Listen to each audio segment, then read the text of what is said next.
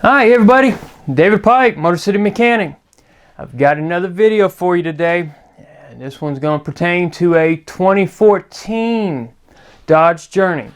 We're going to go step by step on how to remove the 8.4-inch touchscreen radio portion. Now, I know it sounded kind of redundant there. Let me go ahead and stop for a second and explain. On this 8.4-inch touchscreen radio, the screen itself is actually just the touchscreen panel. It does not have any of the internal workings as far as the radio. The radio is actually further down inside the dash, out of view. The touchscreen actually is just a means of interacting with it. If it was an old school radio, that would be where your knobs would be, the indicator as far as time, channel. This one's actually, instead of being built together, they are separate. So the radio that we're going to be replacing actually doesn't have a face on it as far as display. It's all metal. It actually has the CD slots in it as well as the memory card slot. So when you're looking on your dash, directly where the AC controls are, you'll see the slot for both of them. Directly behind that panel is the radio, because they do have different names and terminology for different components. So if you're coming in to have work done, make sure you explain in detail what exactly you're having a problem with. This particular vehicle, so that you've got a background on it, the navigation was having an issue. The problem was that navigation would pick up the major roads like the interstates, but it wasn't picking up as far as any detailed information on the side roads, any landmarks, any businesses, and also spit out an error stating that the nav map was having issues loading. So with that, we had already tried the software update. Immediately afterwards, we noticed it did not make any difference. So at that point, we had to order a radio for it. Now the vehicle's back and the radio is being installed.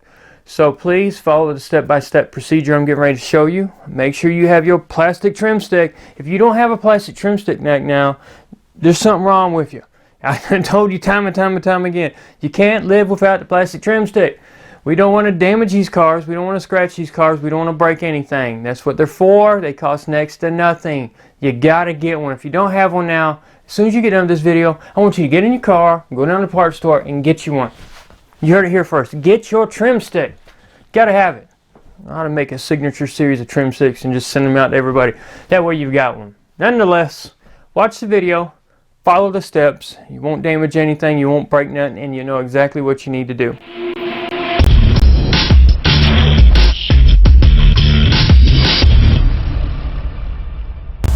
Alright, so at this point what I'm going to do, I'm going to show you how to take the radio out. Now, let's go ahead and keep in mind, this right here is not the radio. This is the touchscreen portion of it. The radio is actually located back behind this AC control head.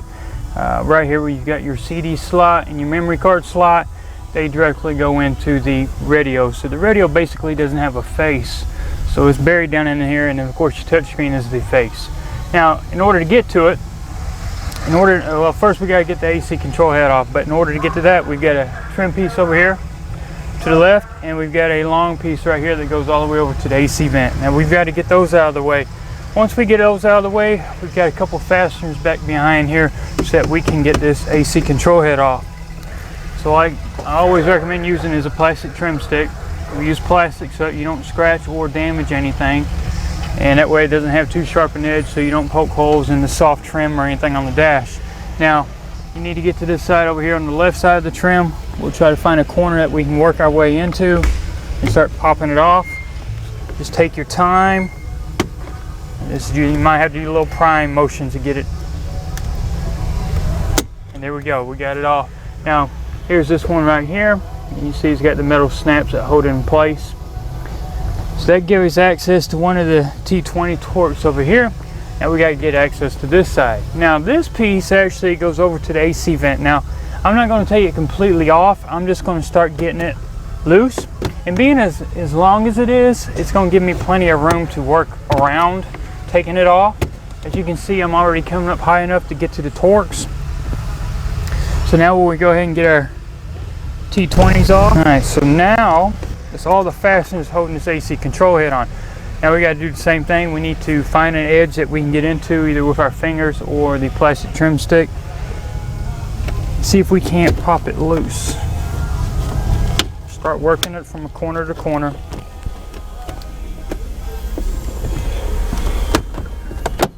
Here we go.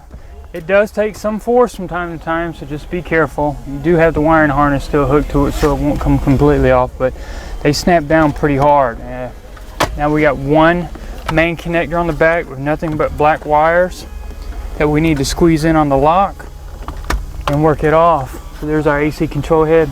The white portion right here is where that connector goes to, and here's the connector with the bundle of black wires. Now, with that out of the way, you now see this is our basic radio here. All the internal workings, everything done by radio is this unit here. Once again, this is the touchscreen, this is the radio. Now, this one is held in place with 4 T20 Torx. So we'll go ahead and back these out.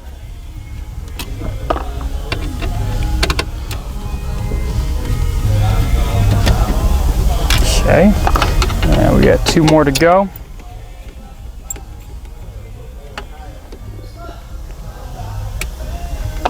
And we're down to our last one. Alright, so now it's just a matter of grabbing hold of it and trying to pull it out the best you can. Here we go. Get it all the way out. And then usually it only comes so far up because you still got connectors on the back you need to get to. You've got everything from satellite antennas to regular AM FM antennas to the actual main connectors. You even have USB cables that hook up, multimedia cables. There's a whole group of cables here. This one has at least 6. Got 2 main connectors. You just gotta squeeze the locks on. Now we're down to our last one here. Sometimes if you can't get to the lock on it, you just have to use something like this trim stick would be fine to release the lock. There we go. So on the back of this radio, here we go. We've got the 2 main connectors we were using. Now you're going to have a lot of different ports that may not have anything to do with this car, depending on the all the options it has. But you've got all your other antennas here. These are the items I had to take loose. Actually, if you look right here, someone's actually got some blue paint on here to show you this one, that one, these 2, and then of course you've got these 2 along the bottom. And here are the connectors themselves. So all of them have a lock that you got to squeeze on to release. Now we're just going to verify that everything's working. Power everything up. You get a nice little logo. Alright, audio's off currently. Good. Let's go ahead and jump over to nav. Alright, we've now got our map that's populated, which that was actually the problem for this radio, was there was no map as far as specific roads, anything. It just had the generic highways. It wasn't getting real precise, so all that's working fine now. As far as our compass reading, as we drive it down the road, it's going to start determining where north is, and it'll finally set this up. So right now you just got double dashes there, and we'll go ahead and set the clock. We can do it manually, or as we drive it, it'll do it automatically with the GPS. So there we have 8.4 main radio replacement, and of course we're not messing with the touchscreen. Try not to get them confused.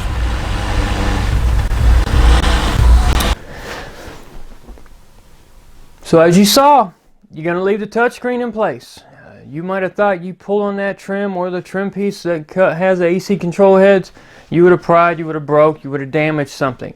Of course, you now saw that there are 2 hidden Torx screws, one on a short piece of trim, one on a longer piece that goes all the way up to the passenger side AC vent.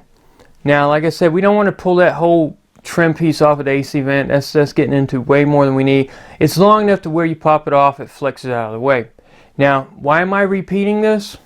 So like I always say, the best way to learn is through repetition. Either from physically doing the job over and over or being told over and over and over.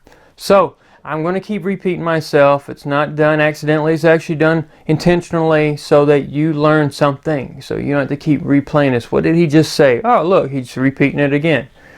So now you know how to remove it. You know what is the radio, what is not the radio. Now you know what you need to take loose and what you don't. So with that, hopefully you enjoyed the video. What I need from you now is, do me a favor, give me any thumbs up, thumbs down. It's your way of critiquing the videos. Tell me how I'm doing. That also allows you to ask any kind of questions you've got. If you got a question about this journey or any other kind of Chrysler, Dodge, or Jeep, or Ram, feel free to ask. I'll try to give you a timely response.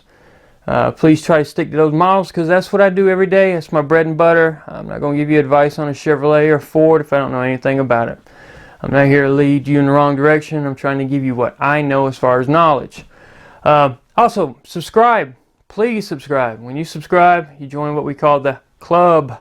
That means you get notified every time one of these new videos comes out. Any kind of important information. And another thing you can do is join the Facebook page, which is Motorcity Mechanic as well. If not, there's a link on the main channel of this YouTube channel that will actually direct you straight over there. And what I like to do is post a lot of the older videos because currently I have well over 150 something videos. So from time to time I do start over and throw some of the older ones back in there so you kind of re-triggers your memory. Maybe you see something you didn't know I had. Maybe it pertains to a problem you got. Nonetheless, that's what I do, so please check it out. And always, you keep watching, I'm going to keep making videos. As long as I keep helping you, that's what we're going to do. We're going to turn this into a little partnership. I help you, you help me, I help you, you help me. Nonetheless, keep watching.